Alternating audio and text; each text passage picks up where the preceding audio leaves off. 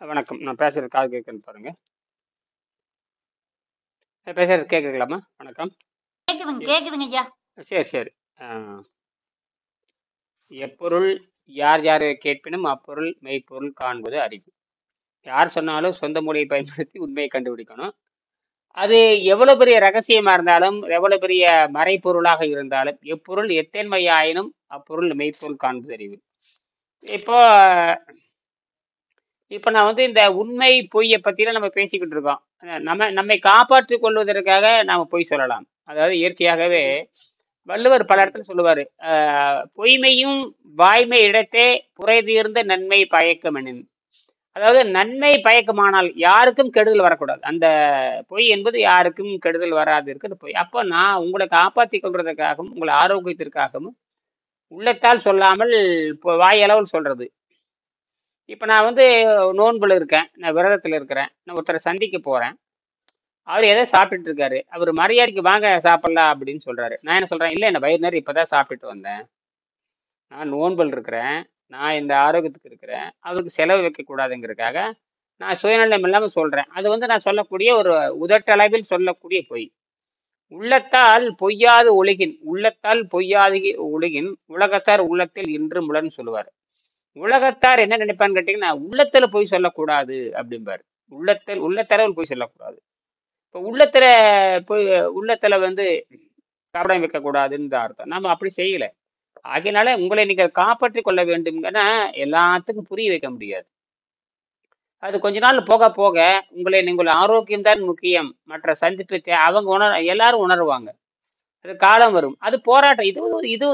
இது கடந்து போறதான். இதுல ஒண்ணும் இதனால வந்து எந்த நீங்க நல்லது செஞ்சாலும் சரி செய்யாட்ட உங்களுக்கு எந்த முன்னேற்றம் இதுல வரவே வராது. உங்கள் உயிர் தான் முக்கியம், வேற எதுவுமே கிடையாது. அதற்காக போய் சொல்லிட்டே இருக்க வேண்டியதுதான். அப்போ புரிஞ்சுக்குவாங்க. சரி, அங்க அவ வந்து உடம்பு சரியில்லை கேட்டா நான் யோகா பயிற்சி பண்ற உடம்பு சரியில்லை. உடம்பு சரி இருந்தா என்ன இல்லாட்டி என்ன, அவங்களுக்கு எந்த வகையான உடம்பு சரி இருந்தா என்ன இல்லாட்டி என்ன, அவங்க எந்த வகையிலும் உங்களுக்கு உதவி போறது இல்ல. உடம்பு சரியில்லைங்கிறதுக்காக இந்த ஒரு 10 லட்சத்து வச்சுக்கன்னு சொல்ல போறாங்களா? இல்ல உடம்பு சரியில்லை, என்னப்பா உடம்பு சரியில்லை, இந்த மாதிரி நோயினுடைய இந்த ஒரு 10 லட்சத்துக்கு மருத்துவ செலவு பண்ணி சொல்ல போறாங்களா? இல்ல நல்லா இருக்கிறனால எப்படி நல்லா இருக்குன்னு கேட்க போறாங்களா? எதுவுமே கிடையாது. ஏன்னா அந்த மாதிரி வாழ்க்கையில இறங்கியாச்சு. அதனால நம்ம அதை பத்தி பேச தேவையில்லை. அது ஒரு பெரிய விஷயம், அது சிம்பிள், அது கடந்து போயிடலாம். இந்த மாதிரி சின்ன சின்ன விஷயங்கள் வரும். அதெல்லாம் ஏனுங்க, உயிரை விட ஆரோக்கியத்தை விட உலகத்துல எது நோயற்ற வாழ்வே குறைவற்ற செல்வம். அதற்காக எந்த பொய் வேண்டாம் சொல்லலாம். ஆனால் ஆனால் நோயை குணமாக்க முடியாதுன்னு தெரிஞ்சுக்கிட்டு எத்தனை பேர் பொய் சொல்றாங்க. உங்க நோயை குணமாக்க முடியாது, இருந்தாலும் மாத்திரை வாங்கிட்டு போங்க. இன்னும் அடிப்படை தப்பு இல்லையா? நோயை குணமாக்க முடியாது, இருந்தாலும் மாத்திரை வாங்கிட்டு போங்க. என்னது மாத்திரை வாங்கிட்டு போங்க, அதுக்கு ஒரு 10,000 எழுதி கொடுத்துட வேண்டியது. இது நம்ம அப்படியே இல்லை, இது பரிணாம அறிவியல். இது வந்து 12 வருஷம் ஆசிரியரோட பயணிக்க விடும். நான் வந்து ஆசிரியரோட 16 வருஷம் பயணிச்சேன். எத்தனை விஷயங்கள் நான் கத்துக்கிட்டு போய் நான் என்னுடைய ஆராய்ச்சிக்கு இப்ப நிறைய எழுதிட்டே இருக்கிறேன். இன்னைக்கு காலையில இருந்து நிறைய எழுதிட்டே இருக்கேன்னா இதை கொண்டு வந்தே ஆகணும். என் பொண்ணுக்கு புரிய வச்சாங்க. நானுமே அவங்க இன்னொரு 10 நாள்ல இங்கிலாந்து போயிடுவாங்க. நாளைக்கு நாளைக்கு இங்கிலாந்து இதுக்கு போறாங்க, தூதரகத்துக்கு போறாங்க. சென்னை போயிட்டாங்க, சென்னையில் தான் இருக்காங்க. போய் இங்கிலாந்து, அது தேனாம்பேட்டையில, இங்கே தேனாம்பேட்டை, சென்னை தேனாம்பேட்டையில அந்த இங்கிலாந்து தூதரகம் இருக்குது. பாஸ்போர்ட் எல்லாம் எடுக்கிறீங்களா? எல்லாம் ஆமா. விசா அவங்க தான் கொடுப்பாங்க, அந்த பர்மிஷன் அவங்க தான் கொடுப்பாங்க. கொடுத்ததுக்கு அப்புறம் டிக்கெட் எடுத்துட வேண்டியது, அவங்க கொடுத்துருவாங்க எல்லாமே. இது எஜுகேஷன் தானே, இது கல்விக்காக, அதெல்லாம் ஏற்பாடு அங்கிருந்து நடந்துருச்சுங்க எல்லாமே. அங்கே அப்பாயின்மெண்ட் கொடுத்துட்டு அங்கே வர சொல்லி அது வந்து சரி பார்ப்பாங்க, எல்லாத்தையும் சரி பார்த்துட்டு சரி ஓகேன்னு சொல்லுவாங்க. அது ஒரு வாரத்தில் அவங்க விசா கொடுத்துருவாங்க. விசா வந்ததுக்கப்புறம் டிக்கெட் போட்டு போயிடும். 5 வருஷம் படிப்புங்களா? 2 ஆண்டு ஆராய்ச்சி படிப்புங்க. 2 ஆண்டு பிஎஸ்சி முடிச்சுட்டாங்கிறது எம்எஸ்சியில் அஸ்ட்ரோபிசிக்ஸ், விண்வெளி அறிவியல். விண்வெளி அறிவியல் தான் தேர்ந்தெடுத்திருக்கிறாங்க. இயற்கையிலேயே ஆர்வங்களா அதுல? ஆமா ஆர்வங்களா? ஆமா ஆமா. நான் சிறுசிலே சிறுசிலே இருக்கிறப்ப விண்வெளியே வானம் இதெல்லாம் காட்டுவேன். அதெல்லாம் வீட்டுக்கு மேலே போட்டு நட்சத்திரத்தை பேசுவேன். அதுதான் அப்படியே சிறுசிலே ஒரு 4 வயசு 5 வயசுலேயே பேச அதுவே பிடிச்சிக்கிச்சு. அது கரெக்டா வருது வந்தாச்சு. அப்ப நம்ம பேசுற சயின்ஸ்ல கரெக்டா. அப்புறம் கல்லூரிலேயே அப்புறம் அது விண்வெளி இயற்பியல், அது அந்த விண்வெளியில இயற்பியல், விண்வெளி இயற்பியல் வரும், உயிரியல் எல்லாம் இயற்பியல் உயிர் அப்ப வரப்ப இது வந்துடும். எது இந்த புத்தகம் வந்துடும் ஆட்டோமேட்டிக். இது சரி எடுத்துட்டு சரி போறாங்க, இந்த புத்தகம் தான் அடிப்படை, இதை வச்சுதான் உள்ள கொண்டு வர போறாங்க. எதிர்காலத்துல அங்க ப்ராஜெக்ட் பண்ணிக்கிட்டு நம்ம போறதுக்கு வாய்ப்பு இருந்தா போவோம். அந்த காலேஜில் ப்ரூவ் பண்ணலாம். அந்த காலேஜில் போய் அதை பரிணாமத்துல முன்னேறிய உடல், அதாவது பரிணாமத்துல எனர்ஜி எங்கிருந்து எடுத்துக்கலாங்கிறது நம்ம ப்ரூவ் பண்ணலாம். சரி அதுக்கெல்லாம் கோடிக்கணக்கில் ப்ராஜெக்ட் அவங்க பண்ணிக்கிட்ட போது நாம் தயாராகிக்கலாம். நோய் குணமான முடிஞ்சு போச்சு. நாம ஒரு 10 பேர் நிரூபிச்சுட்டு வரலாம். சரிங்க முதல் நான் சரிங்க தான் போக போறேன். என்னை பத்தி தான் அவங்க அரெஸ்ட் பண்ண போறாங்க. அப்புறம் என்னுடைய மாணவர்கள் 100 பேர் இருக்காங்க, அதுல ஒரு 10 பேர் செலக்ட் பண்ணி வாங்கன்னு கூட்டு போக வேண்டியதெல்லாம் அந்த யூனிவர்சிட்டி டெவலப்மெண்ட், அந்த ப்ராஜெக்ட் ஒர்க்லாம் வருகின்ற போது. சங்கர் கவனிக்கிறீங்களா? சங்கர் வணக்கம். சங்கர் வணக்கம். சங்கர் இல்ல, வரலையா தெரியுது. ஐயா ஆ ஐயா இருக்கிறேங்க ஐயா. சரி சரி சரி சரி. வீட்டுக்கு வந்தாச்சா? இல்ல அலுவல் இருக்கேங்க. அலுவலா வீட்டுக்கா? ஐயா சரி.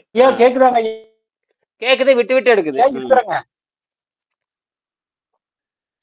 ஐயா இன்னைக்கு சரி. வந்துங்க நானுங்க முட்டைக்கோஸ் பொரியல் வச்சுங்க, 2 உருளைக்கிழங்கு வச்சு தேங்காய் எண்ணெய் வச்சு நல்லா பச்சை மிளகாய் 1/2 காய் போட்டுங்க நல்லா தாளிச்சு வயிறு நிறைய சாப்பிட்டணுங்க ஐயா. சரி, நல்லது. அது உருளைக்கிழங்கு நல்லா இருக்கும். உருளைக்கிழங்கு முட்டைக்கோசு நல்லா இருக்குமே. அது சாப்பிடலானே இருந்துச்சுங்க, சாப்பிட்டுனுங்க. அதெல்லாம் நல்லதுதான். அது நல்ல நல்ல சுத்தமாயிரும். ஒரு ஒரு 2 உருளைக்கிழங்கு ஸ்பூன் சாப்பிடலாம். எண்ணெய் விட்டுங்க, கடுகு உளுந்து ம் பருப்பு போட்டு தாளிச்சுதான் சாப்பிடணுங்க. சாப்பிடலாம் இல்லைங்க? நல்ல நல்ல வேலை செய்யும். நல்லா இருக்கும். நல்ல வேலை செய்யுமா? முட்டைக்கோசு முட்டைக்கோசு உருளைக்கிழங்கு நல்லா வேலை செய்யும். குடல் அருமையா சுத்தம் பண்ணும். பெருங்குடல் அருமையா சுத்தமாகும். அற்புதமான வைத்தியம் தான் அது. குடலுக்கான வைத்தியம். சுறுசுறுப்பு குறையவே கூடாது. சுறுசுறுப்பு குறையாது. சரி. சோர்வெல்லாம் போயிடும். சோர்வே போயிடும். என்னது? சோர்வா இருந்ததுன்னு சாப்பிட்டனுங்க. அப்புறம் மன திருப்தி ஆயிக்குச்சுங்க. அந்த சோர்வு எப்போ வரும்? விஷம் எடுக்க எடுக்க சோர்வு வந்துகிட்டே இருக்கும். விஷம் எடுத்தா சோர்வு வரத்தான் செய்யும். அந்த சோர்வை வந்து நீரை வச்சு தள்ளி போட்டு போகணும். அந்த நாக்குல இருந்து விஷம் வர்றப்போ நம்ம எடுத்து விட்டுறணும். அதுவும் நாம வந்து இப்ப 24 மணி நேரத்துக்கு ஒருக்கா சுத்தம் தானே பண்றோம். இப்போ ஒரு தடவை நீங்க 4 மணிக்கு பண்ணிட்டீங்கன்னா அதுக்கப்புறம் அது ஒண்ணும் கேட்காது. அப்ப சரி ஆமாங்க. நீங்க அந்த 4 மணிக்கு அப்புறம் ஒரு உதாரணம் 4 மணிக்கு சாப்பிடுறீங்க அல்லது 5 மணிக்கு சாப்பிடுறீங்க, ஏதோ ஒரு வேலை சாப்பிடுற வயிறு நிறைய ஃபுல்லா அடிச்சிடலாம். அடிச்சுட்டு பாத்தீங்கன்னா ஒரு மாதிரியா இருக்கு, ஒரு 1/2 மணி நேரத்துக்கு ஒரு சிரமமா இருக்கு. அப்புறம் போப்பக்கு அப்படியே ரெடி ஆகி அப்புறம் வெளியே போயிடும். அதுக்கப்புறம் நீரை மருந்தா இருந்துட்டே வரணும். நீங்க இரவு ஒரு 6 மணி 7 மணிக்கு சாப்பிட்டீங்கன்னா அது வேண்டான்னே சொல்லும். வாய் வச்சு வேண்டான்னு சொல்லும். தண்ணீர் கூட 6 மணிக்கு மேல எதுவுமே தேவையில்லை. 6 மணிக்கு மேல எதுவுமே தொடக்கூடாது. 6 மணிக்கு மேல 6 மணிக்கு மேல எதுவுமே வேலை செய்யாதுங்க. எல்லாமே ஓய்வாயிரும். அப்போ அப்ப நல்லா தூக்கம் வரும். இப்ப இந்த சுத்தமாக சுத்தம் தூக்கம் ஒழுங்கா வந்துடும். படுத்தீங்கன்னா தூக்கம் நல்லா வரும். ஆனா நினைவாற்றல் அதிகமாகும். தூக்குறது எப்போ? நினைவாற்றல் அதிகமாக சுத்தமாக இப்ப நீங்க தைரியமா இருக்கிறீங்களா, பேசுறீங்க, இதெல்லாம் பெரிய விஷயம். இன்னைக்கு ஏதாவது பாடம் படிச்சீங்களா? இன்னைக்கு தினம் தினம் வந்து 2-3 பக்கம் படிச்சிடணும். புரியுதுங்களா?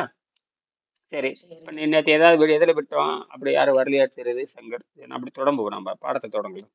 அட்டாங்க யோகத்தை பத்தி படிச்சுட்டு இருந்தோம். மிகுனும் குருணும் 20வது பாடத்துக்கு போயிடலாங்களா? 20வது பாடத்துக்கு இனி அது 20 பாடம் நல்லதா. 20 பாடம் யார்? 146. உணவில்லாமல் வாழலாம் 146 யாரு?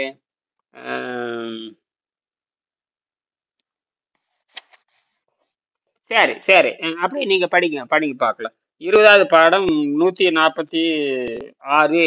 20 உண்ணாமலே வாழலாம். இயற்கை பல வருடங்களாக படிங்க. இயற்கை பல கோடி வருடங்களாக.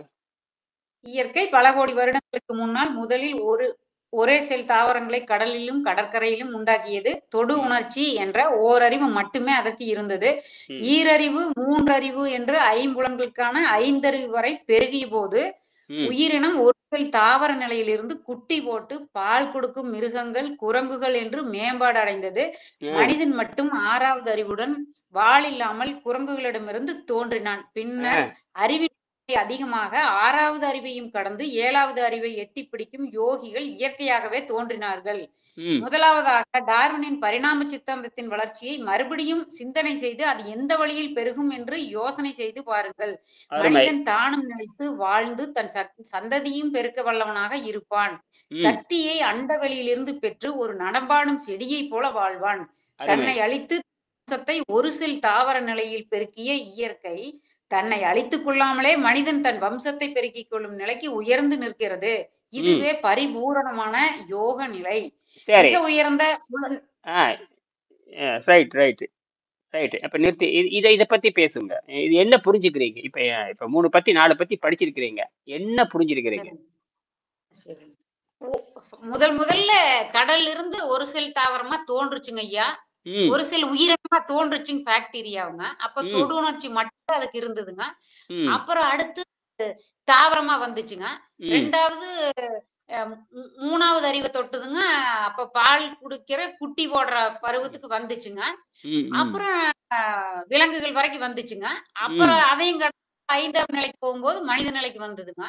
ம் ஆஹ் 6 அப்படியே தான் மனிதநிலை. பரிணாம 6 மனிதநிலைக்கு வரும். 5 வந்து பால் கூடு, 5 வந்து பாத்தீங்கன்னா விலங்குகள், பறவைகள், பாலூட்டிகள். அது வந்து நீங்க பொறுமையா ஒரு தடவை 1ஆம் பாடத்தை நீங்க மண்டையில ஏத்திக்கங்க. எப்பவுமே 1ஆம் பாடத்தை எழுதி வச்சுக்கங்க. 1ஆம் பாடத்தை எப்பவுமே எழுதி சரி. வச்சுங்க. அந்த வரிசை கிரம மனப்பாடம் பண்ணிக்கங்க. இந்த வரிசை கிரமத்தை மனப்பாடம் பண்ணுங்க. புரியுதுங்களா?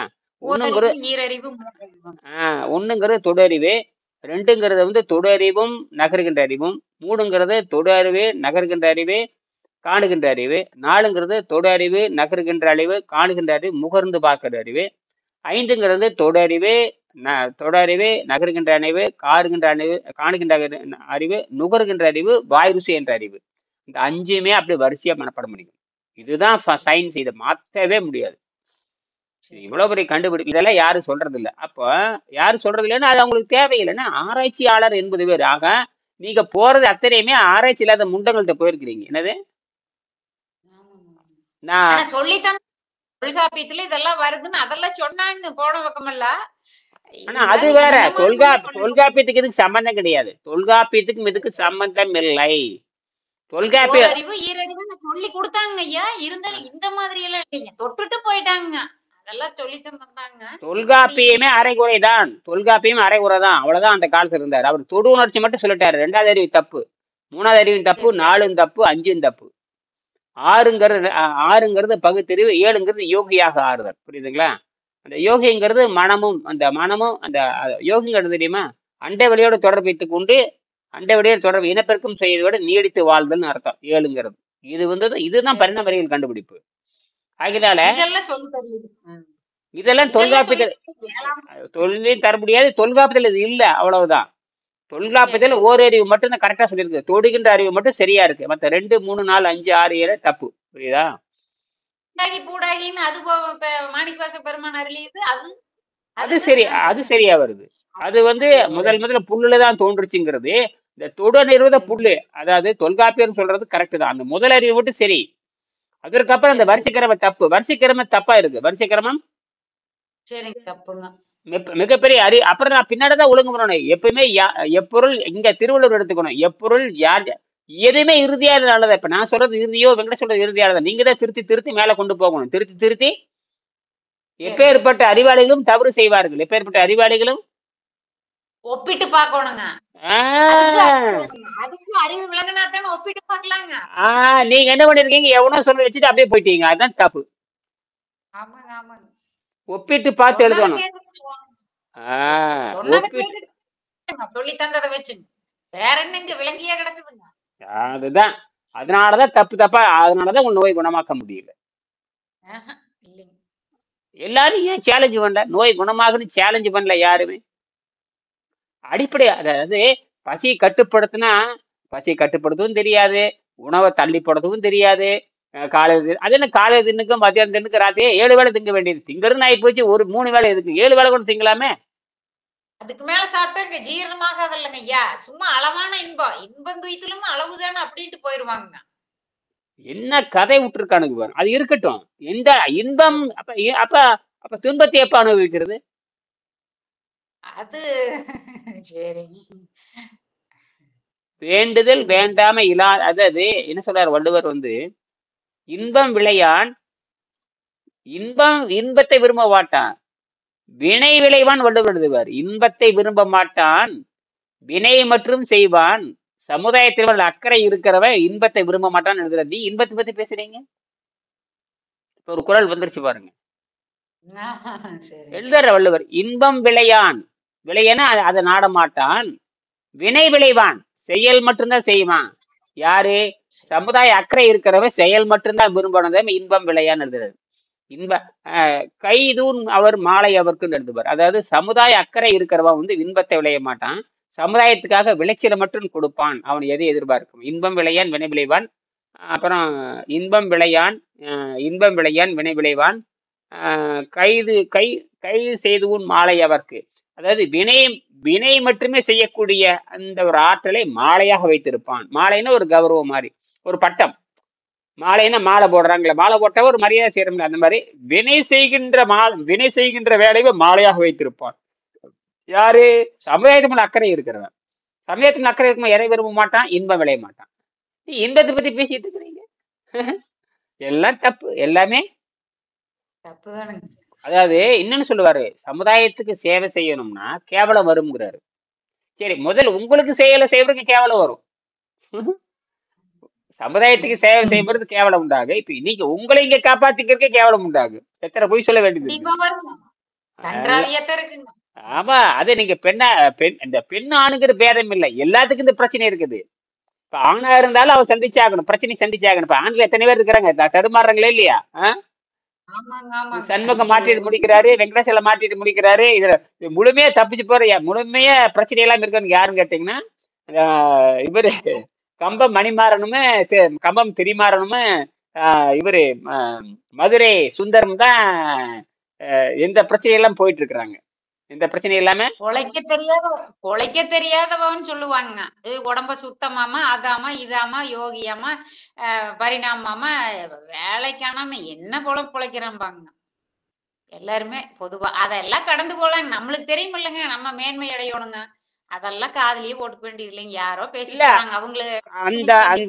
சரிதான், அந்த மாதிரி செய்திகள் அவங்களுக்கு எப்படி தெரியுது? அதாவது யோகம் ஞானங்கிற செய்தி அவங்களுக்கு எப்படி அந்த மண்டையில வந்துச்சு? ஏதோ எங்க காதுல கேட்கறதா. ஏன்னா எதையுமே தெரியாமையே, நான் சொல்றேன் பொதுவாக, எதையுமே ஆழமா தெரியாம யாரும் விமர்சனமே பண்ணக்கூடாது.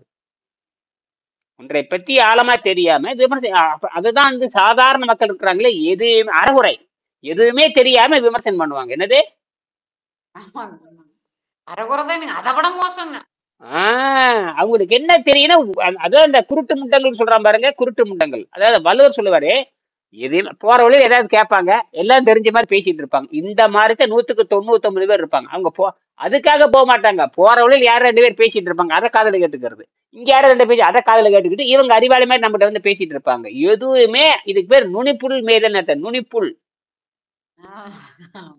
ஆக இது நம்ம உயிரை கொடுத்து, எனக்கு 32 வருஷம் அனுபவம் இருக்கு. 1 நாள் 2 நாள் இல்ல, 32 ஆண்டு அனுபவம். தைரியமா சொல்றேன், என்னை அடிச்சுக்கிற யாரும் கிடையாது. இப்ப என்ன கோபியில சொல்றேன், உலகத்துல இத்தனை பேர் இருக்கலாம், யாருக்குன்னு நமக்கு தெரியாது. அப்படித்தான் இருந்து காட்டலைங்க இது வரைக்கும். உணவே இல்லாமல், உணவு வேற, ஜீரண நேரம் நிறுத்துறது என்பது எனர்ஜி என்பது வேற. நம்ம எனர்ஜி அறுவடை பண்றோமா? வினாடி எனர்ஜி உள்ள போயிட்டே இருக்குது, வினாடி எனர்ஜி உள்ள போயிட்டே இருக்கு. இன்னும் கொஞ்ச நாள் போக போக அந்த கிறுக்கிறப்ப தானாவே போயிடும். அப்புறம் அது நீட்டிட்டே போயிடும், அதுவே நீட்டிக்கிட்டு போயிடும். அதுவே இப்பவே 24 மணி நேரத்துக்கு ஒருக்கா வந்துட்டீங்கல்ல, 4 மணிக்கு ஒருக்கா 5 மணிக்கு எடுக்கிறீங்க, 5 4 அதே 24 மணி நேரம் ஆயிடுச்சு இல்ல. இடையிடையே அந்த பேரிச்சம்பழ ஒரு 10 சோளம், அந்த கருப்பட்டி சாப்பிடுறது, அதெல்லாம் கணக்குல வரும் இல்லைங்க. அந்த லெமன் டீ இதெல்லாம் உணவா, அதெல்லாம் ஒண்ணும் தப்பு இல்லை. அந்த விஷத்தை இறக்கி விடுறதுதான். அதான் ஃபுல்லா சாப்பிட்றீங்க பாருங்க, அதுதான் வயிற்றை சுத்தம் பண்றது. இன்னும் ஒரு வாரம் போக போக என்ன பண்ணலாம்னா, நம்ம 24 மணி நேரத்துக்கு ஒரு வெறும் நீரே இருந்து சாயங்காலம் ஒரு வேலை கொண்டு வர மாதிரி கொண்டலாம். வெறும் கருப்பட்டி வச்சுக்கிட்டேன், இந்த பேரிச்சை மடத்தை நிறுத்திட்டு கருப்பட்டி வச்சே சாப்பிட்டு அந்த இனிப்பு அடக்கிட்டே போகலாம், இனிப்பு பசி அடக்கிட்டே போகும். சாயங்காலம் ஒரு வேளை ஒரு 6 மணிக்கு நிறைய வச்சு சாப்பிட்டுக்கலாம். ஃபுல்லா நிறைய காய்கறி வணக்கி, அரிசி சோறோ, கொஞ்சம் அரிசி சோறோ அல்லது அவல் சோறோ, கீரையோ காயோ அது சப்பாத்தியோ பண்ணு எதோ ஒன்று வச்சு, நம்ம அவள் இருந்தா ரொம்ப நல்லது. அவள் இருந்துட்டு கவலையே இல்லை. அவள் வச்சுக்கலாம், ஒரு நாளைக்கு பிரெட் வச்சுக்கலாம்.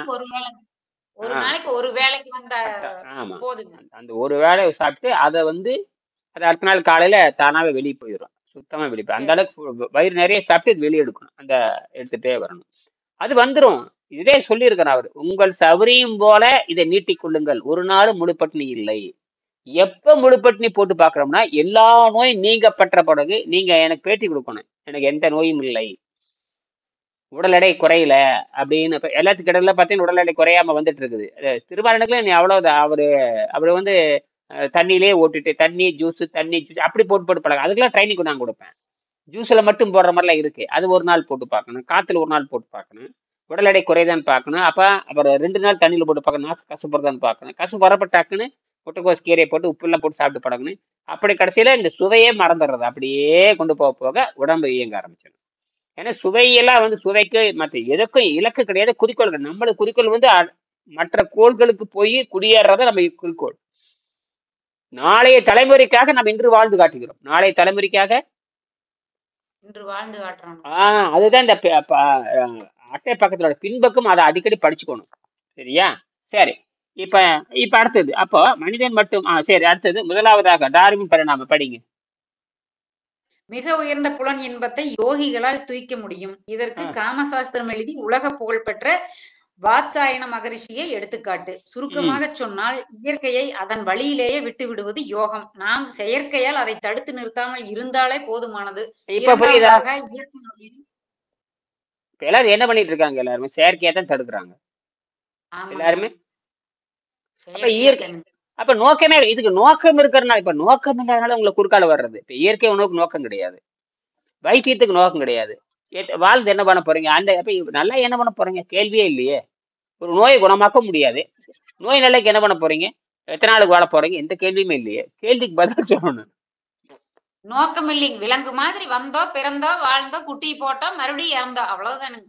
இது எந்த நோக்கம் இல்லாம இருந்தா நோக்கத்தை வச்சுக்கணும் இல்ல. அப்ப இயற்கை நோக்கம் என்ன? இந்த கேள்வி உங்களை வந்து நம்மளை பெற்றதை இயற்கை எல்லாம் மறந்துட்டீங்களே, மறந்து தொலைச்சாச்சே. இயற்கையை நம்மளை பெற்றுச்சு. இயற்கைக்கு அறிவு, இயற்கை 1ஆம் அறிவு கொடுத்தது, 5ஆம் அறிவு கொடுத்தது, 6ஆம் அறிவு கொடுத்தது, 7ஆம் அறிவு. இதை பத்தி ஒருத்தருங்க பேசலையே. ரொம்ப கேவலமா உலகமே அப்படித்தான் இருக்கு. இயற்கைன்னு என்னன்னு 6ஆம் அறிவு சிந்திக்கவே இல்லைங்க. நம்ம 5ஆம் அறிவுலயே விலங்குகளோடயே போயிட்டு இருக்கிறோம்ங்க. ஆமா, மாடு. ஆமா, இதேதான். மாடு மாதிரிதான். வேற எந்த சிந்தனையும் கிடையாது. மாடாவது தன் வேலையை பார்க்குது. இவன் அது இல்லாம வேற 1000 கற்பனை வச்சிருக்கிறான். 1000 கற்பனை. எல்லாம் 100 எடுக்கிறேன். அதுதான் இந்த 1000 கற்பனை இருக்கு பாருங்க. அதனாலதான் சீரழிஞ்சு நாசமா போறோம். இதில் அப்படி கிடையாது. இயற்கையில வந்தோம், இனப்பெருக்கம் செஞ்சோம். இந்த மக்கள் தொகை அழியாம காக்க வேண்டும் என்பதற்காக இந்த இனப்பெருக்கத்தை மற்ற கோள்களுக்கும் பரப்புவோம் அப்படிங்கறதான் இயற்கையின் ரகசியம். அதனால இவ்வளவு இடங்கள் நம்ம கொடுத்துருக்குது, இவ்வளவு கோள்கள் கொடுத்துருக்குது, இவ்வளவு காலி இடம் இருக்கு. விண்வெளி 400 கிலோமீட்டர் போனா அவ்வளவுதான் காலி இடம், எல்லாமே காலி இடம். இதே மாதிரி வீடுகிட்டு அங்க வாழ பாருங்க, நடக்குது பாருங்க. அதுக்குதான் இந்த கண்டுபிடிப்புலாம் வருது. இந்த கண்டுபிடிப்பு அதை நோக்கி தான் போகுது. அப்ப இந்த சித்தர்கள் சொன்னதை எதுக்கு மாத்திக்கிறோம்னு கேட்டீங்கன்னா, நம்ம விண்வெளி வாழ்க்கைக்கு மாத்தணும். என்னது? திருவள்ளுவர் சொன்னதை, திருமூலர் சொன்னதை. இவங்களுக்குலாம் சித்தர்களுக்கு வந்து விண்வெளி ஆளுக்கெல்லாம் தெரியாது. விண்வெளி வாழ்க்கை என்னன்னு தெரியாது, சயின்ஸ் தெரியாது, லேட்டஸ்ட் சயின்ஸ் தெரியாது, இப்ப செல்போன், ஸ்மார்ட் போன் இதெல்லாம் தெரியாது. எதுவுமே அவங்களுக்கு, குறிப்பா பிளாக் ஹோல், கருந்துளையிலிருந்து வரக்கூடிய எனர்ஜி உங்களுக்கு தெரியாது. ஆனால் அவங்க எனர்ஜி என்ன பண்ணிட்டாங்கன்னா, எனர்ஜியை வந்து அருள்னு சொல்லிட்டாங்க. அருள் எனக்கு சக்தி, அருள் சக்தி எனக்கு வந்து கொண்டு இருப்பாங்க. இதுல யார் தெரியுமா சொல்லணும்? தனிமையில காட்டுக்குள்ள வாழ்றான்னு அவன் சொல்லணும். அவனை நீங்க போய் பார்க்கவே முடியாது. அவனை போய் நீங்க பார்க்க முடியாது. நீங்க யாரை போய் பாக்குறீங்க? தின்னு போட்டு பேண்டுட்டு இருக்கிறமா அவனை போய் பாக்குறீங்க. தின்னு போட்டு பேண்டுட்டு கக்குசு போட்டு போய் தின்னு பேண்டுட்டு நடிகைகளோட கூத்தடிக்கிறவன், நடிகர்களோட, அரசாங்க அதிகாரிகளோட கூத்தடிக்கிறவன், இந்த மாதிரி அலுவலோட கூத்தடிக்கிறவன், இந்த மாதிரி கூத்தடிக்கிற முண்டங்கிட்டு போய் உட்காந்துட்டு இருந்தீங்கன்னா என்ன கிடைக்கும்? உனக்கு ஒரு வெங்காயம் கிடைக்காது. அப்ப அது பேச சினிமா நடிகை பின்னாடியே போயிடலாமே. அவனும் கூத்தடிக்கிற, நீயும் கூத்தடிக்கிற, 2 பேத்துக்கு என்ன வித்தியாசம்? அவனு ஆஸ்பத்திரிக்கு போற, நீ ஆஸ்பத்திரிக்கு போற. அவனு ஆஸ்பத்திரி போய் சாக போறான், இவனு போய் சாக போறீங்க. உங்களுக்கு வைத்தியர அதுதாங்க. இயற்கையாகவே நமக்கு எல்லா சக்தி இருக்குதுங்கிறது எழுதுறாரு. சொல்லுங்க. இருந்தாலும் போதுமான. அடுத்தது இரண்டாவதாக இயற்கை வழியில் நம் குழந்தைகளை எப்படி வளர்க்க வேண்டும். நான் என் குருவாக எதிர்த்து வணங்கும் டாக்டர் அர்னால்ட் எஹ்ரெட் என்ற ஜெர்மன் நாட்டு இயற்கை வைத்தியர் அமெரிக்காவில் தொழில் புரிந்தவர். 1868 1922 அவர் எழுதி புத்தகம் மஸ்குலஸ் டயட் ஹீலிங் சிஸ்டம் என்பது. அது என்னால் பெரும்பாலும் பின்பற்றப்பட்டு கீழ்கண்ட பகுதிகளை எழுதியுள்ளேன். குழந்தைகள் தாய்ப்பால் குடித்து வளரும் வரை அப்படியே விட்டுவிட வேண்டும். பிறகு ம் வேக வைத்து மசித்து பல உணவுகளை கொடுத்து உட்சுத்தம் செய்ய வேண்டும். ம் பிறகு பல உணவுகளையே வளர்க்க வேண்டும். வேக வைத்த ம் காய்கறிகளையும் உபயோகப்படுத்தலாம். ம் அவர்கள் வயதிற்கு பின் இயற்கையாகவே அவர்கள் உள்சுத்தம் பெற்றிருப்பதால் தானாகவே நீர் உணவிற்கும் காற்று உணவிற்கும் வரக்கூடிய தகுதியை பெற்று விடுவார்கள். ம் மேற்சொன்ன வகையில் உடல் சுத்தப்படுத்தப்பட்ட பெண்களுக்கு மாதவிடாய் மென்சஸ் மறைந்து விட்டதாக டாக்டர் அர்னால்ட் எக்ரட் எழுதுகிறார். ம் ம் ஐந்தறிவுடன் தாய்ப்பாலை விரும்பி பருகும் அசைவ உணவுக்காரனாக பிறக்கும் மனித குழந்தை ம் 6வது அறிவையும் தாண்டி 7வது அறிவான அண்டவெளியுடன் தொடர்பு கொண்டு வாழும் சக்தியை பெற்று ம் வாழும். இதுதான் உண்மையான கல்வியாகும். இதுவே அஷ்டமா சித்திகளுக்கும் அடிப்படையாகும். ம் மனித சமுதாயம் அழியக்கூடாது என்று இயற்கை விரும்பி அதற்கான சக்தியுடன் இயற்கையால் மனிதன் வளர்க்கப்பட்டிருக்கிறான். அதை ம் உணர்ந்து நம்மை நாம் மேம்படுத்திக் கொள்வதே அடிப்படை கல்வியாகும். மீதி ம் எல்லா அறிவும் தன்னாலே மனிதனுக்கு வரும். ம் நாம் செவ்வாய் கிரகத்திற்கு பயணம் போய் திரும்பி வர சுமார் 1 வருடம் ஆகும். நீர் உணவில் பயிற்சி பெற்ற ஆணும் பெண்ணும் நிச்சயம் போய் வர முடியும். அங்கே ம் சென்று பேசி வாழவும் முடியும். இயற்கை நமக்கு ஒரு பெரிய வரப்பிரசாதமாக இந்த மனித உடலை அமைத்து கொடுத்திருக்கிறது. அதை ம் உணர்ந்து உபயோகப்படுத்திக் கொள்வதே உண்மையான கல்வியாகும். எவ்வளவு பெரிய விஷயம் பாருங்க. இந்த மாதிரி ஆமாங்க சொல்லு. ஐயா. ஒரு பக்கத்துலீங்க எத்தனைய புதையல் தானே. ஒவ்வொரு வரியுமே வார்த்தையுமே புதையலுங்க. ஐயோ எங்க இருந்து எங்க போகுதுங்க? செவ்வாய் மண்டலத்துக்கு போய் திரும்பி வரலான்னு சொல்றாருன்னா இது நடக்கிற எவ்வளவு ஒரு கற்பனை இது. இதா இவர் என்ன பண்ணாருன்னா இந்த கட்டுரை இதை எடுத்துட்டு போய் பிஹெச்டி மெடிக்கல் காலேஜில் பேசி ப்ரொஃபசர் கல்லூரி முதல்வர் டாக்டர் ராமண்ணா அவர் கல்லூரி முதல்வர் மெடிக்கல் காலேஜில் போய் அப்பாயின்மெண்ட் வாங்கி மெடிக்கல் காலேஜின் மூலமா சிபாரிசு பண்ணி டெல்லிக்கு கடிதம் அனுப்புறாரு. அங்கிருந்து கடிதம் வந்துச்சு. அதுக்குள்ள பதில் கொடுத்தாரு. அதுல 16வது அத்தியாயம், 17வது பாடம், 18வது பார்த்தீங்கன்னா தான் என்னென்ன முயற்சி பண்ணாரு. அமெரிக்காவோட தொடர்பு வச்சுக்கிட்டாரு. பிஹெச்டி மெடிக்கல் காலேஜில் போய் ஒரு ப்ரொஃபஸர்கிட்ட கல்லூரி என்ன ஒரு மெடிக்கல் காலேஜ் முதல்வர்கிட்ட பேசுறது சாதாரணமா? பண்ண முடியாது. அங்க போய் நான் திருக்குறளுக்கு ஒப்பான ஏனுங்க ஐயா, திருக்குறளுக்கு ஒப்பான நூல். அது கூட புரியாதுங்க. இது எப்படித்தான் எளிமைன்னு பாருங்க. நிரூபிச்சு நம்மளுக்கு கொடுத்துட்டு போயிருக்காங்க பாருங்க. அவங்க படிச்சு பார்த்துட்டு ரெக்கமெண்ட் பண்றாங்க. ஏன்னா ஒரு சயின்டிஸ்ட் வர்றாருன்னா ஒன்றும் சயின்டிஸ்ட் நான் வாலண்டரி அதனாலதான் நான் வாலண்டரி ஐஐடிக்கு முயற்சி பண்றேன். ஒரு மாசம் ஆகட்டுன்னு முயற்சி பண்ணேன். ஒரு மாசம் ஆகட்டு 20ஆம் தேதி 18ஆம் தேதி கொடுத்தேன். இந்த 18 போச்சு. இன்னும் 28ஆம் தேதி போட்டேன். 28 பண்ணதுக்கு அப்புறம் சுந்தர்கிட்ட பேசிட்டு இருக்கிறேன். அவரு பண்ணல அப்படின்றாரு. அங்க பண்ணிட்டேன்னு வச்சுக்க வேகமா வருங்க. ஏற்கனவே அமெரிக்கால பண்ணியிருக்காங்க. சயின்டிபிக் டாக்டருக்கு வந்து ரிசர்ச் பண்ணணும். அவங்க சொல்றதெல்லாம் கேட்கணும். அவன் நம்ம இந்த லோயஸ்ட் ஃபுட்டு அல்லது மினிமல் ஃபுட்டு அல்லது நில் ஃபுட்டு அல்லது இந்த மாதிரி வாட்டர் டயட் லிக்விட் டயட்ல வாழ்ந்து காட்டினோம்னா நம்ம இந்தியாவுக்கு பெருமை வரும். ஆமாங்க ஐயா, ஆமாங்க ஐயா. ஏன்னா இந்த புத்தகம் வந்து இது ஏன் ரெக்கார்டு இது. இப்ப நான் இல்லாம போலாம், வெங்கடேசன் இல்லாம போலாம். இந்த புத்தகம் அழியாது. இந்த புத்தகம் எத்தனாயிரம் 20,000 பேருக்கு போயாச்சு. இந்த புத்தகத்தை என்னன்னு கேட்கலாம், பிரசன்ட் பண்ணலாம். யாருக்கு வேணா அன்பளிப்பா கொடுக்கலாம். நீங்க நினைச்சீங்கன்னா ஒரு அரசாங்க அதிகாரி கொடுக்கலாம், ஒரு கல்வி அமைச்சர் கொடுக்கலாம், ஒரு எம்எல்ஏ யாருக்கு வேணா கொடுக்கலாம். அவன் ஏதாவது உணர்வு வந்து முதல்வரை பார்த்து சந்திச்சு கொடுத்தா ரொம்ப நல்லது. கல்வித்துறை வளர்ச்சித்துறைக்கே கொடுத்துருக்காங்க. தமிழ் வளர்ச்சித்துறைன்னு ஒண்ணு இருக்கு சென்னையில. தமிழ் அதுக்கு அமைச்சரே இருக்காங்க. இப்ப இருக்க யாரோ கல்வி வளர்ச்சித்துறை யாரோ அமைச்சர் ஒருத்தர் இருக்காரு. என்னமோ பாண்டியனா என்னமோ செண்பகமா என்னமோ பேரு எவன் பேரு நமக்கு அவனுங்களுக்கெல்லாம் கொடுத்தாச்சு. அவங்களாம் எடுத்து படிக்கிறது இல்லை. அவங்கெல்லாம் தமிழ் வளர்ச்சித்துறையே படிக்கிறது இல்லை. தமிழ் வளர்ச்சித்துறையே உட்காந்து சொல்றது என் பொண்ணே உணவை விட முடியலீங்க ஐயா. இது மேற்கொண்டு உணவை விட சொல்லுது, பசி நிறுத்த சொல்லுது. அந்த இன்பத்தை விட முடியலீங்க. என்னதான் பண்றது? சரி, 6ஆம் அறிவு 7ஆம் அறிவுக்கு போகணும்னு சிந்திக்கிறதே இல்லைங்க. சரி, அந்த புத்தகத்துல என்ன சொல்லுதான்னு எடுத்து விஷயத்தாவது பேச வேண்டாமா? அத படிக்கிறதும் செய்யறதும் ஒரே நேரத்துல இருக்கணும்னு அவசியம் இல்லை. படிக்கிற மாதிரி படிப்பும் செய்வதும் ஒரே நேரத்துல இருக்கணுங்கிற அவசியம் இல்லை. படிச்சு வச்சுட்டோம்னா ஏதோ ஒரு நாளைக்கு நன்மை ஆகும். இப்ப உங்களுக்கு பிரச்சனை அதிகமாகும் போது நீங்க பிரச்சனையா இப்ப நீங்க 10 வருஷம் வாங்கி வச்சுட்டு அது நீங்க படிக்கவே இல்லை. இதே மாதிரிதான் அவங்களுமே இதே மாதிரிதான் படிச்சுனுங்க, அதை பயன்படுத்தலீங்க. படிச்சுட்டு அப்படியே விட்டுருக்கணுங்க, சும்மா வச்சுக்கிட்டுனுங்க. முதல்ல படிச்சதோட சரிங்க, அப்புறமெல்லாம் பயன்படுத்தலீங்க, பயன்பாட்டுக்கு கொண்டு வரலீங்க. ஆழமாவும் படிக்கல, பொருள் புரியவும் படிக்கல. அது எடுத்து பேச சரி, அதுல ஒரு பாடம் படிச்சிருப்பீங்க, 2 பாடம் படிச்சிருப்பீங்க. சந்தேகம் வந்து யார்கிட்ட போய் கேட்டிருப்பீங்க? அப்ப இந்த புத்தகம் படிச்சிருப்பீங்க, முழுமையா படிச்சுட்டீங்களா? அதெல்லாம் படிச்சனுங்க. ஆனா ஒரு லெவலா சுவை விட முடியலீங்க. மறுபடியும் வந்துட்டுங்க சரி, அதுல சாதாரண அந்த உணவு. அந்த 220 பக்கத்துல 47 பாடத்துல ஒரு சந்தேகம் உங்களுக்கு வரவே இல்லையா? அது சந்தேகமா? அது சந்தேகம் எல்லாம் வரலீங்க. அப்புறம் ஆ, சொன்னதை ஃபாலோ பண்ண வேண்டியதானுங்க. இந்த அளவுக்கு எங்கேயும். பரவாயில்ல, சந்தேகம் கேட்காதே நீங்க படிச்சிருக்கிறீங்களே. இப்ப நிறைய பேர் புத்தகம் வாங்கி சந்தேகம் கேட்டு நிறைய பேர் எனக்கு தொலைபேசி பண்ணி இப்ப 2 பேர் புத்தகம் அனுப்புறேன் பாரு, நாளைக்கு போய் சேர்ந்து நினைக்கிறேன். நன்கொடை இப்ப 1000 ரூபாய் பண்ணிட்டேன், நன்கொடை பண்ணிட்டேன். 1000 யாரோ கேட்டிருக்காங்க, பெங்களூர் ஒண்ணு போகுது, இன்னொருத்தர் அந்த நெய்வேலி ஒண்ணு போகுது. 1000 நன்கொடை கேட்டா கொடுத்துருக்காங்க. அவங்க போகுது. அவங்களாம் நீ படிச்சாங்கன்னு வச்சுங்க, சந்தேகம் வந்தா யார்கிட்ட போய் கேட்பாங்க? நீங்க படிக்கிற காலத்துல நீங்க பழகின காலத்துல யூடியூப் எதுவுமே நான் பண்ணல, அது ஆமாங்க ஐயா. ஒண்ணுமே இல்ல. அதுக்கப்புறம் தான் இப்ப 7-8 வருஷம் தான் நான் அந்த ஃபேஸ்புக் இதெல்லாம் எமக்கு அப்பதான் தெரிஞ்சுது. அதுக்கப்புறம் எனக்கு என்னங்க ஐயா, மருதமலையில டாக்டர் வந்துங்க இத பத்தி தெளிவா சொல்லலைனால ஓரளவுக்கு அடிப்படையா 10 நாள் கிளாஸ் 2 நேரம் எடுப்பாங்க, காலையில நைட் எடுத்துங்க. அதுல கொஞ்சம் விளங்குனதுனால இது புரிஞ்சுக்கிச்சுங்க. இல்லைன்னா தெரியாது. சரி, பரவாயில்ல, முடிச்சுக்கலாம். எதை முடிச்சிட்டீங்க? மூன்றாவதாக சரி, மூன்றாவது மூன்றாவதாக நாம் பிறவியிலிருந்து என்னங்க ஐயா, படிங்க. பிறவிலிருந்து பல்வேறு பழக்க வழக்கங்களினால் நம் உடலை கெடுத்துக் கொண்டவர்கள். உடல் நல்ல நிலையில் இருக்க நீருணவு அவசியம். எப்படி நீருணவு முறைக்கு நாம் வருவது? முதலில் நாம் சைவ உணவுக்கு வர வேண்டும். பாலும் அசைவ உணவுதான். மனித உடல் சைவ உணவுக்கென்றே படைக்கப்பட்டிருக்கிறது. சில மாதங்களாவது சைவ உணவில் பழகாதவர்கள் நீர் உணவிற்கு வர முடியாது. செய்முறை: காலையில் பெட் காபி என்பதை மறந்து விடுங்கள். காலை 10 மணி வரை சுத்தமான நீர் மட்டுமே பருகுங்கள்.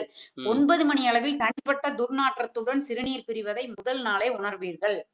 கொஞ்சம் கொஞ்சமாக நீர் பருகும் மணிக்கணக்கை 11 மணி வரை, 12 மணி வரை என்று மாலை 5 மணி வரை தள்ளி போடுங்கள். இதனால் உடல் இளைத்துக் கொண்டே வரும். ஆனால் ஒரு நாளைக்கு ஒரு வேளை ஒரு சப்பாத்தியும் வேண்டிய அளவு வேக வைத்த கீரை அல்லது காய்கறி சாப்பிடலாம். மலச்சிக்கல் கூடாது. நாளடைவில் உடலில் உள்ள எல்லா நோய்களும் நீங்கிவிடும்.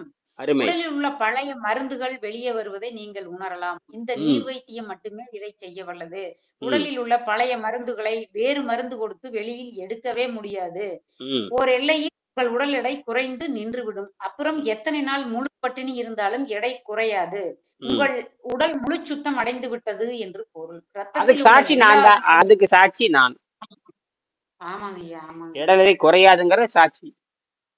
பசி வந்தால் கவலைப்பட தேவையில்லை. பசி வந்தாலும் போயிட்டு கண்டுக்காம விட்டேன்னு ஒண்ணு சாப்பிட வராது, நோவும் வராது. பசி என்பது சுறுசுறுப்பா வைக்கிறதுக்கு தான். பசிக்கு உணவு போடாதுன்னு தான் அர்த்தம். பசிக்கு விஷத்தை போடக்கூடாது. பசிக்கு விஷத்தை போடக்கூடாது. எல்லாமே விஷமாமா, எல்லாமே விஷம் தான். பூமியில படைக்கப்பட்டது அத்தனை விஷம் தான். ஏன்னா உனக்கு எனர்ஜி எங்க இருந்து வருது? உங்களுக்கு காத்துல 4 எனர்ஜி இருக்குது, 4 பார்ட்டிகள் இருக்கு. நைட்ரஜன் பாருங்க, முதல்ல நைட்ரஜன், அப்புறம் ஆக்சிஜன், ஆர்கான், கார்பன், 4மே உள்ள போயிடும். 4மே உள்ள போயிட்டு இருக்கிறதுனால எல்லாம் கட்டமைக்கப்படுகிறது. பல கோடி ஆண்டா கட்டமைச்சிட்டு இருக்குது. எத்தனை கோடி ஆண்டா? நம்ம பல கோடி ஆண்டா இருக்குது. விளையாட்டு இல்ல அது. அது கட்டமைச்சு உடம்பு உண்டாக்கிருச்சு. அது உடம்பு உண்டாக்குறதுக்கு வெளியிருந்ததை எடுக்குது. கார்பன் வெளியே இருக்கு. அதே மாதிரி ஆர்கான் ஒரு மந்தவாயு இருக்குது. அதுக்கப்புறம் ஆக்சிஜன் ஒரு காற்று இருக்குது. அப்புறம் நைட்ரஜன் ஒரு காற்று. நைட்ரஜன் வச்சுதான் யூரியாவே தயாரிக்கிறான். காத்தை இழுத்தது நைட்ரஜன் தயாரிக்கிற. பூமியில நைட்ரஜன் தனியா கிடையாது. பூமியில தனி ஆக்சிஜன் கிடையாது. எல்லாம் கலந்த கலவை. என்னது? கலந்த கலவை. எல்லாத்தையும் கலந்து பிரிப்பானுங்க வச்சு. அப்படி பிரிச்சுதான் பண்றாங்க. ஆகையினால நமக்கு எல்லாமே கலந்து மூக்கு வழியா போயிட்டு இருக்குது. மூக்கு வழியா போகும், உறிஞ்சிக்கும், வெப்பமாகும், சூரிய வெளிச்சம், காற்று எல்லாம் உள்ள போயிட்டு கதிர்வீச்சு. இப்ப உட்காந்து இப்ப இருட்டாயிடுச்சு இல்லையா? இந்த இருட்டாகிறப்ப காமா கதிர் வந்துகிட்டே இருக்கும். காமா கதிர் வந்துகிட்டே சூரியன்ல இருந்து வர்ற மாதிரியும். சூரியங்கிறது கண்ணுக்கு தெரியற நட்சத்திரம். கண்ணுக்கு தெரியாத நட்சத்திரம் கருப்பு நட்சத்திரம். என்னது? கருப்பு. அது கருப்புக்கு பேரு கருந்துளைன்னு, தமிழ்ல கருந்துளைன்னு சொல்லுவாங்க. கருப்பு ஓட்டை. அது தமிழ்ல பிளாக் ஹோல் அப்படிம்பாங்க. ஹோல்னா ஓட்டை, பிளாக்னா கருப்பு. தமிழ்ல கருந்துளை. அற்புதமானது. அதுல இருந்து அதுக்குள்ள எந்த வெளிச்சம் போனாலும் திரும்பாது. வெளிச்சம் பட்டுச்சுன்னா காந்த உறிஞ்சிக்கிற மாதிரி உறிஞ்சிக்கும். ஆனால் ஆச்சரியத்தக்க வகையில் காமாங்கிற ஒரு கதிர், அதான் உயிராற்றல், அதுதான் நம்மளை இயக்குது. அதுல இருந்து தப்பிச்சு வெளிவருது. அல்லது காமா கதிர் வெளியிடுது. அது எல்லா லைட்டும் உறிஞ்சிதுன்னா நம்ம உயிரே வாழ முடியாது. நம்ம உயிரே வாழ அப்புறம் முடியாது. நம்ம வாழ வைக்கிறதே கருந்துளை தான். நம்ம வாழ வைக்கிறதே சூரியன் கிடையாது, கருந்துளை. கருந்துளை எப்பவுமே இருக்கும். அது வந்து கோடிக்கணக்கு நட்சத்திரம் வந்து நடுவுல நிறைய நட்சத்திரம் இருக்கும், நிறைய நட்சத்திரம் இருக்கும். நடுவுல மசால் வைக்கிற மாதிரி தோசை நிறைய ஆயிரக்கணக்கான ஓட்டை இருக்கு, நடுவுல ஒரு நெய் போடுற மாதிரி பொடி வைக்கிற மாதிரி அந்த எல்லா நட்சத்திரம் அதை கண்ட்ரோல் பண்ணிடும். அது பிடிச்சி இருக்க ஆரம்பிச்சுன்னா விரிஞ்சுக்கிட்டே போய் எல்லாத்தையும் சாப்பிட்டுரும், கப் கப்புன்னு சாப்பிட்டு முடிச்சிடும். அப்ப இந்த அண்டமும் காணா போகும். இன்னும் கொஞ்ச நாள் இப்போ நாளைக்கு ஒரு 10 வருஷமோ 100 வருஷமோ 1000 வருஷமோ 1 கோடி வருஷமோ இந்த பூமி இருக்கவே இருக்காது. அதான் விஷயமே. பூமி வந்து தற்காலிகமானது. அது அண்டங்கள் அடிச்சு நொறுங்கும், கடுமையான வெப்ப சுக்குனவரே காணா போயிடும். இல்லாத எல்லாமே அழிவுக்கு உட்பட்டது. எல்லாமே அழிவுக்கு உட்பட்டது. விண்வெளி மட்டும்தான் அழிவுக்கு உட்பட. அதனால எல்லாம் அங்க தப்பிச்சு போறது. என்ன புகம் வந்தாலும் விண்வெளியில் போய் வீடு கட்டி வாழ்றாங்க இல்லையா விஞ்ஞானிகள் மட்டும் போயிட்டு வர்றாங்க இல்லையா. நாளைக்கு சாதாரண மக்கள் போய் குடியேறணும், அதான் விஷயமே. விஞ்ஞானிகள் அங்க போயிட்டு வர்றானுங்க, பாதுகாப்பு பூமி மாதிரி எல்லா செட்டப். என்ன ஆகாரத்தை தின்னு கெடுத்துட்டே வருவானுங்க, ஆகாரத்தை நிறுத்த தெரியாம போறானுங்க. எல்லாருமே பெருங்குடல பெருங்குடலை கெடுத்து கொண்டு நோயோட தான் திரும்பி வராங்க, நோயோட தான் போறாங்க. எவனும் அறிவாளி கிடையாது, எவனுமே அறிவாளி இல்லைங்க, எவனும் அறிவாளி கிடையாது. மாத்திரை வடிவில் கொண்டு போயிருவாங்களா மேல? அதெல்லாம் கிடையாது, நல்ல போன மாதிரி திம்பாங்க அங்கீங்களா. ஆமா, என்ன என்ன மாத்திரை வடிவில் இருக்கு, போட்டு நாளைக்கு பசிக்காது. இதுதான் ஞான சூரியன். இதுதான் எதுவுமே தெரியாம வளர்றதுன்னு அர்த்தம். எதையுமே தெரியாம வளர்றதுன்னு அர்த்தம். நீ உங்களை மாதிரித்தான் 99 பேர் இருக்கிறாங்க. இது அடிப்படையே தப்பு. நீங்க சொல்றது அடிப்படை. சொன்னீங்கன்னா எதுலயே சிரிக்கன்னு சொல்றாங்க, எதுலயே சிரிப்பான்னு சொல்றாங்க. அந்த மாதிரி அடிப்படை முட்டாள்தனமான அடிப்படை. அது என்ன மாத்திரை போட்டு பசிக்காது, யார் பொய் பட்டு பொய், அது பச்சை அப்படி சொல்லு. அப்படி எவனும் சொன்னதே கிடையாது. எவனோ உங்களோட காதல் ஊத்தி விட்டு போயிருக்கான். ஐயா சும்மா இதுல புக்ல வர்றத படிக்கிறதுன்னு கட்டுரை இல்லைங்க. மாத்திரை போட்டா ஒரு வாரத்துக்கு பசிக்காதாமா, அதுக்கு எங்க அதுக்கு ஆதாரமே இல்லையே. ஆதாரம் இல்லாத நீங்க எதுக்கு கேக்குறீங்க? ஆதாரம் இல்லாத கேட்க நீங்க தான் முட்டாளாது. இப்ப எங்கிட்ட நீ இப்ப என்ன ஆயிட்டு என்னையா முட்டாள்தானே பேசுறீங்க? ஆதாரம் எல்லாம் படிச்சிருக்கிறீங்க. எந்த புத்தகத்துல அப்படிலாம் எதுவும் கிடையாது, சும்மா பொய், அத்தனையும் பொய். ஆதாரமே இல்லை. ஆதாரம் நீங்க ஆதாரம் கூடன்னு கேளுங்க. ஆதாரம் கொடு. விண்வெளிக்கு போனா எத்தனை நாள் தங்க ஆதாரம் கொடு. அவர் எப்படி போனார், அது ஆதாரம் கொடு. எப்படி செத்தா, எல்லாத்துக்கும் ஆதாரம் கேட்கணும். ஏன்னா ஆதாரம் எவிடன்ஸ் இல்லாம, சாட்சி இல்லாம, ஆதாரம் இல்லாம, ப்ரூஃப் இல்லாம எது நடக்கவே உலகமே நடக்காது. என்னது நடக்காது. சும்மா ஒரு இடத்துல போய் ரேஷன் கார்டு வாங்குறதுக்கு எத்தனை ஆதாரம் வாங்குறீங்க, எத்தனை 7, 8, 12 ஆதாரங்கிற என்னடாங்கிற எல்லாம் பொய், அத்தனையும் பொய். உச்ச நீதிமன்றம் சொல்லுது ஆதார் அட்டையே போதுங்க, தேவையில்லாம நம்ம போட்டு சீரடிக்கிறானுங்க எல்லாருமே. ஒரு அட்டை இருந்தா பத்தாதா, 9 அட்டை வேற, டிரைவிங் வேற, தனி தப்பு, தனி ஃப்ராடு. என்ன பண்ணி தொலைகிறது? சரிங்களா? சரி பரவாயில்ல. அதனால அதெல்லாம் தப்புங்க, நீங்க சொல்றது எல்லாமே தவறு. நல்ல 3 வேளை நொறுங்க திங்கிறானு, 3 வேளை நொறுங்க தின்னுட்டு பேளம்பேத பேளுறானுங்க, ஒண்ணுக்கு அடிக்க முடியாது அடிக்கிறானுங்க. அதான் விஷயம். எல்லாம் தின்னு பேண்டுட்டு உடம்ப கெடுத்துக்கிட்டு வருவானுங்க. ஒரு நாளைக்கு 4 மணி நேரம் உடற்பயிற்சி வேற, ஒன்னும் நடக்கிறது. எல்லாம் மூட்டு வலி, முழங்கால வலி, சக்கரை நோய், இந்த நோயோட எல்லாம் நோவில் தான் சாகுறானுங்க. நோவில் தான் அவனை விட கடுமையா உடற்பயிற்சி. 24 மணி நேரம் உடற்பயிற்சி பண்ற எப்படி சாகுறான் பாத்தீங்களா? புரியுதா?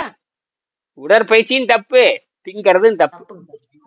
இங்க சீடனே, அதாவது நம்ம உடம்பு பரிணாமத்துல பல கோடி ஆண்டை மாறி மாறி மாறி மனிதனாகிறதுக்கு பல ஆண்டுகளா இருக்குங்க. இந்த மனிதன் கீழ்நிலை மனிதன், அது கீழே. விஞ்ஞானிகள் என்ன சொல்றாங்கன்னா, இதுக்கு நம்ம மனிதனுக்கு பேர் ஒரு பேர் வச்சிருக்காங்க. இந்த மாதிரி நமக்கு கீழே ஒரு 9 பிரிவு இருக்குது. நமது கீழே 9 பிரிவு. இப்ப சொல்றானுங்க. அதெல்லாம் நம்ம வந்து ஹோமோ சபியேன் என்று சொன்னாலே பகுத்தறிவு பயன்படுத்துறவன்னு அர்த்தம். கூட்டாவா யாருக்காவது துன்பம்னா ஓடி போய் காப்பாத்துறதுல நம்ம கிட்ட மட்டும் தான் இருக்குதுங்கிறான். இந்த 8, 7, 6, 6, 5, 4, 3, 2, 1க்கு அது வெவ்வேறு பேர் வச்சிருக்கானுங்க. அதெல்லாம் வந்து எதுக்கால யாராவது அடிச்சா கூட பார்த்துட்டு கம்முனே இருக்குமாமா. இப்போ ஒன்றும் இல்லை, ஒரு சிங்கம் வந்து ஒரு சிங்கத்தை அடிச்சு கொடுத்து, இப்போ ஒரு மான் இருக்கு, ஒரு 100 மான் மேய்ஞ்சிட்டு இருக்குது, ஒரு மான் தனியாக போய் மாட்டிக்குது, அது சிங்கம் அடிச்சு இழுத்துட்டு போகுது, எல்லா மானும் பார்த்துட்டு கம்முன்னு நின்றுருக்கு. ஒன்றும் பண்ண முடியாது, ஒன்று பண்ண முடியாது. வலியோரை கண்டா எளியோரு பயந்துதான் நிற்கணுங்க, அப்படித்தானுங்களா? 5 அறிவுக்கு அப்படித்தானுங்க. அது பாட்டு கம்முன்னு தான் இருக்கு. எதுவும் அந்த உணர்வே வராதுங்க. இந்த உணர்வே எப்படி ஒரு சிங்க உன்னை துரத்தும் போது அப்ப எல்லாம் சேர்ந்து முட்டுது இல்லைங்க, அது காளை மாடெல்லாம் காட்டலிங்க. அது அது சில தனியா சில மாட்டிக்கிட்டா சில நேரத்துல ஏதாவது ஒரு அந்த தூண்டல் காரணமாக ஏதாவது நடக்கலாம். மற்றபடி கவலைப்படுறதோ ஒண்ணு செத்து போறத பத்தி கவலைப்படாது. த- அதெல்லாம் த- இல்லைங்க. ஆ, தன் குட்டி செத்து கிடக்க அது பாட்டு போயிட்டே இருக்கு. தன் குட்டி செத்து பார்க்க அது பாட்டு போயிட்டே இருக்கு. அவ்வளவுதான். அதான் விலங்கு ஜென்மன் பேரு. என்னது? அவ்வளவுதான். அது தன் நினைப்பு. ஆனா அந்த மரபணோட தான் பதிவாகுமே தவிர ஒரு துன்பத்துல இந்த காப்பாதெல்லாம் வரவே வராது. மனம் இல்லைங்க. அறிவும் கிடையாது, மனமும் கிடையாது. அதுதான் நாமம். அது அஞ்சு அஞ்சு அவ்வளவுதான். அஞ்சு இயற்கையை விரும்பல, இயற்கையை விலங்க விரும்பவில்லை. யாரை விரும்பி இருக்குது? மனிதனை. மனிதன் ஆஹ் சரி, மனிதனை யார் தெரியுமா? மனிதன் ஒண்ணு இருக்கு இல்லையா? சரி, நமக்கு 6 அறிவுங்க, 6 அறிவுன்னு சொல்றான். ஏன் அறிவன்னு பேரு வைக்க வேண்டியதானே? ஏன் மனிதன் பேர் வச்சாங்க? மனசால் இயங்குறதுனால. மனதில் இயங்குவதால் மனிதன்னு பேரு. அறிவால் இயங்குற மனம். அதுதான் ஆமா, அதேதான். எல்லாத்துக்கும் காரணம் மனம்தான். உயிரை மாய்த்துக் கொள்வது மனம்தான், சிந்திப்பது மனம்தான். பகுத்தறிவு சொன்னாங்க கூட, பகுத்தறிவு வடிவில் சொன்னாலும் கூட அத மாறுவதற்கு மனம் இடம் கொடுக்கணும். என்னதான் சொன்னாலுமே மாறுவதற்கு மனம் இடம் கொடுத்தாதான் இது கத்துக்கொள்ள முடியும். நிறைய பேரை கிட்ட குறை சொல்லுவாங்க. எனக்கு மனம் மாறதான் அவருக்கு நான் சொல்லி கொடுக்க முடியும். என்னை காப்பாத்துப்பாங்க, எனக்கு செலவில்லை, எவ்வளவு பிரச்சனை சொல்றாங்க இல்லையா? என்னதான் சொன்னாலுமே, அறிவுதே சொன்னாலுமே நான் என்னை காப்பாற்றணும். ரெண்டாவது நான் சொல்ற மாதிரி இருக்கணும். அப்ப எனக்கு மனம் மாறினாதான் பிறகு சொல்லித்தர முடியும். நான் மனம் மாறையில உங்களுக்கு சொல்லித்தர முடியாது, யாருக்கும் முடியாது. அப்ப எனக்கு தகுந்த மாதிரி யாராவது இருந்தா தான் சொல்லித்தர முடியும். இப்படி எல்லாம் இருக்கு. இப்ப மனம் வலிமையா இருக்கணும், மனம் உண்மையா இருக்கு. அதனாலதான் சொல்றேன். சரி, அடுத்தது படி, முடிச்சுக்கலாம். நேரமாச்சு, முடிச்சுக்கலாம். 2 நிமிஷம். மேற்கண்ட நீருணவு உடலை சுமார் 6 மாதங்களில் விட்டு விட்டு செய்தால் கூட சுத்தப்படுத்தி விடலாம். பிறகு நீங்கள் விரும்பினால் எப்போதாவது பழைய உணவை உண்டு பார்த்து மறுபடியும் நீருணவால் சுத்தப்படுத்தி கொள்ளலாம். நீருணவால் உடலை சுத்தப்படுத்தி கொண்டவர்கள் பழைய வாழ்க்கைக்கு திரும்ப மாட்டார்கள் என்று அனுபவத்தை கொண்டு நான் உறுதியாக கூறுகிறேன். இவ்வளவுதாமா. மீண்டும் இதை பத்தி நம்ம அடுத்த இதுல பேசுவோம். சரியா? நன்றி.